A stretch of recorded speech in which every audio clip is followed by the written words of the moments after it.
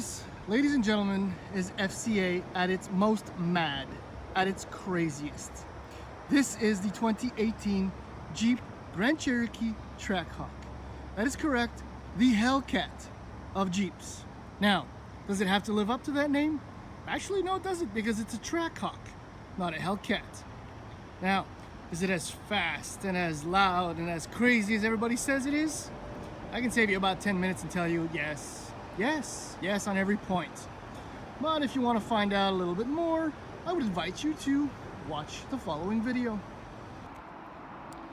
And so, about that Jeep Grand Cherokee Trackhawk.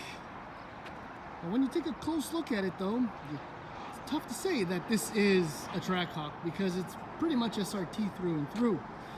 And to be honest, that's a little bit disappointing in a way, considering that an SRT retails or starts at $71,845, and this starts at $110,845. I'll let you do the math, but is that a lot of money for a powertrain?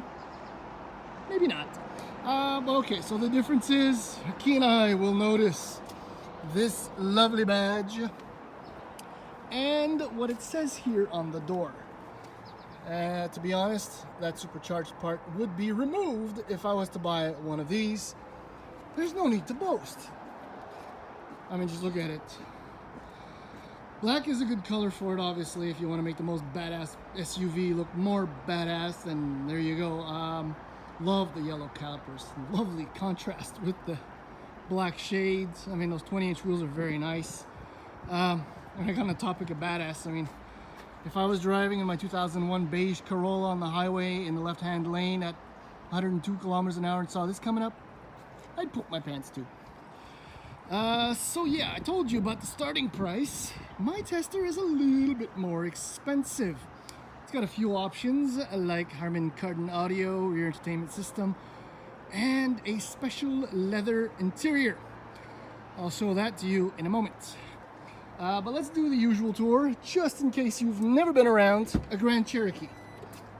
Which would be weird because it's been around almost unchanged since 2011, and the last facelift, if memory serves, was 2014. So there's your roughly 1,000-liter trunk, pretty big, very huge, useful.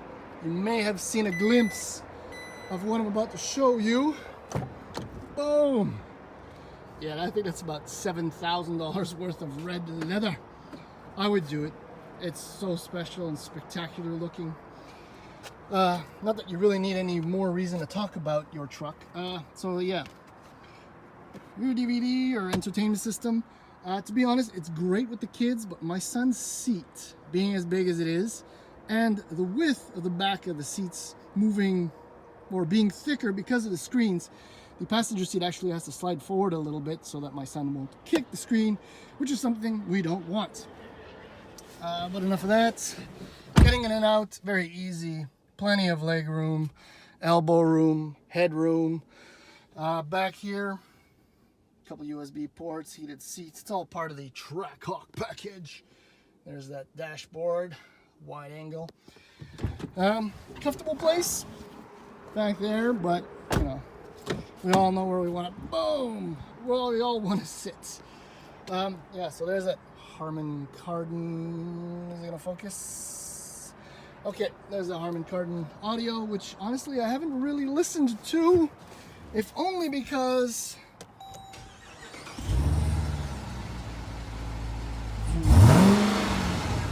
that's really the only soundtrack that matters.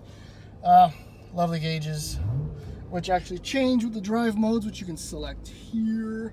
So sport, and if you select the drive mode button, everything appears up on this wonderful 8.4-inch screen. This is, again, FCA Uconnect doing its thing, completely loaded. It's got ventilated seats, heated steering wheel with your apps. You got CarPlay, navigation, everything is included.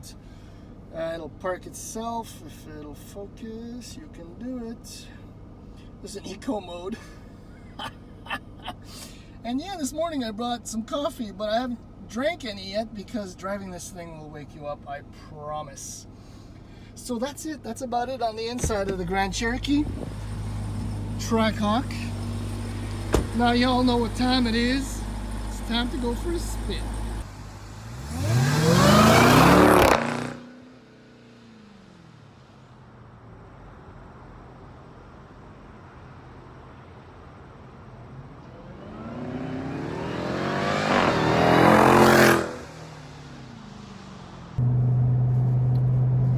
So a weird thing, excuse me, happened when I picked up the Grand Cherokee Trackhawk. I mean, yes, I was excited. I'd driven this before. I was at the launch event, and I knew what to expect. You know, big power, big presence.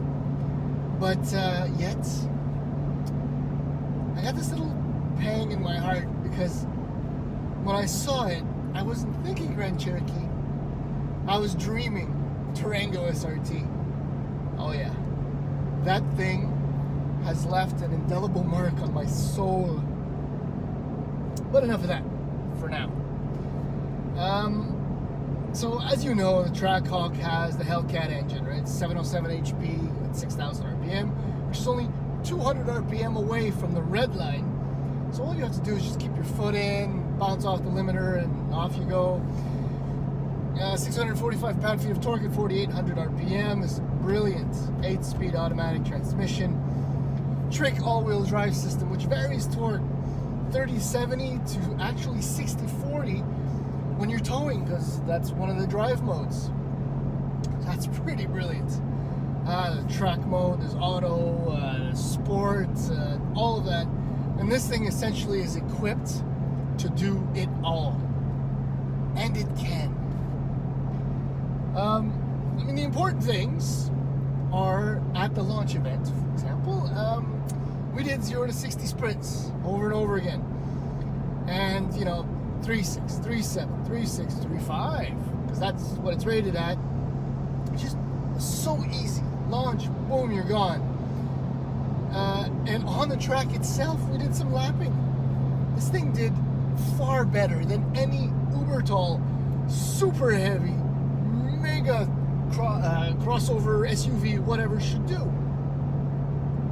And then on the drive to and fro the track, and as I'm experiencing this week, around the house, on the highway, it can do it all. It's nowhere near quiet in here, and I'm only doing about 118 kilometers an hour. Excuse me. But the ride is very comfortable. It's very smooth. Steering is fairly direct. The brakes are uber powerful. There's 6 piston calipers in the front, 4 piston in the rear. And yeah, like I said, you can daily this super easy. It's there's no question that you can drive this every day. Forget about fuel consumption. Don't even look at the numbers. Don't even calculate the numbers. I'm not anyway. And yet, it'll pull an 11.6 on the quarter mile. But you know, despite all of that,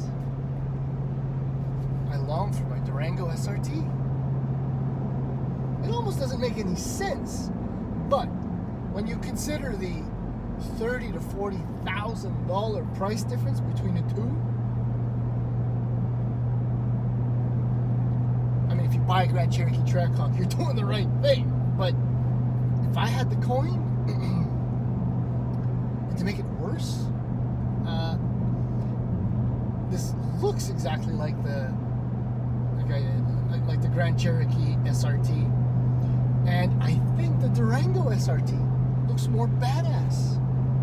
In fact, when I drove the Durango SRT, I got a few comments. This, 0, made you look.